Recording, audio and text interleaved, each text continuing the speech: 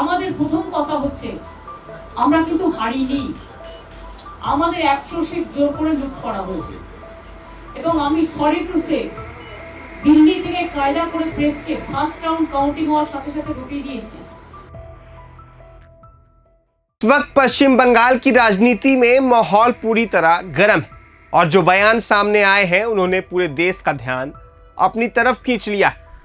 पश्चिम बंगाल की मुख्यमंत्री ममता बनर्जी ने चुनाव परिणामों के बाद जो बातें कही वो सीधे तौर पर चुनाव प्रक्रिया और नतीजों पर सवाल खड़े करती है।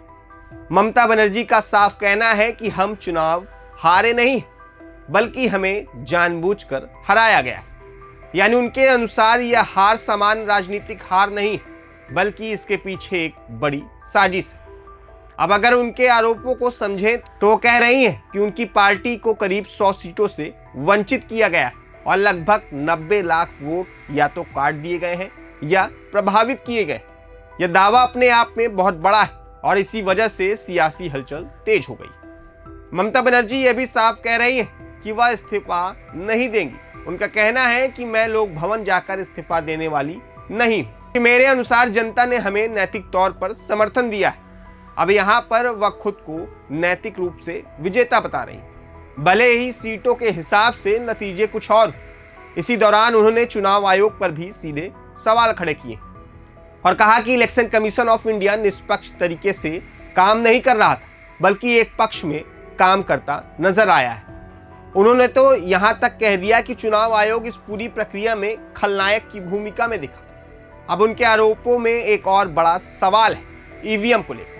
ममता बनर्जी पूछ रही हैं कि वोटिंग के बाद भी ईवीएम मशीन में 80 से 90% तक बैटरी चार्ज कैसे रह सकती है, जबकि आमतौर पर यह बहुत कम होना चाहिए।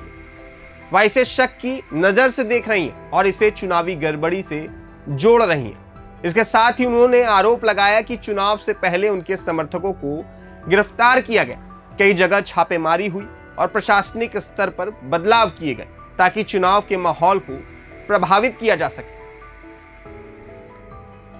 उनका यह भी कहना है कि एसआईआर प्रक्रिया के नाम पर करीब 90 लाख नाम मतदाता सूची से हटा दिए गए, जिससे सीधे तौर पर वोटिंग पैटर्न पर असर पड़ा। अब अगर राजनीतिक तस्वीर देखें तो ममता बनर्जी ने यह भी कहा है कि इस पूरी लड़ाई में विपक्षी गठबंधन उनके साथ खड़ा है। उन्होंने बताया कि सोनिया गांधी, राहुल गांधी, अरविंद केजरीवाल, अखिलेश यादव, उद्धव ठाकरे और तेजस्वी यादव जैसे नेताओं ने उनसे बातचीत की है और समर्थन देने के लिए कहा है। यह पूरा समूह Indian national developmental inclusive alliance यानी इंडिया गठबंधन के तहत आता है, जो फिलहाल केंद्र सरकार के खिलाफ एक बड़ा विपक्षी मोर्चा माना जा रहा है। ममता बनर्जी का कहना है कि आने वाले समय में यह गठबंधन और मजबूत होगा और वह खुद भी एक आम नागरिक की तरह इस एकता को आगे बढ़ाएंगे।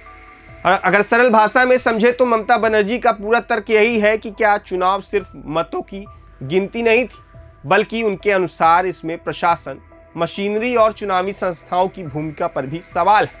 अब दूसरी तरफ चुनाव आयोग और सत्ता पक्ष इन आरोपों को खारिज कर सकता है, लेकिन फिलहाल जो राजनीतिक माहौल बना है वह बेहद तनावपूर्ण और गंभीर है। कुल मिलाकर स्थिति यह है कि एक तरफ नतीजे, दूसरी तरफ आरोप है और दोनों के बीच जनता के सामने सवाल यही है कि क्या सच आखिर क्या है और भरोसा किस पर किया जाए। प्रभातखबर.com, विश्वास वही, रफ्तार नहीं।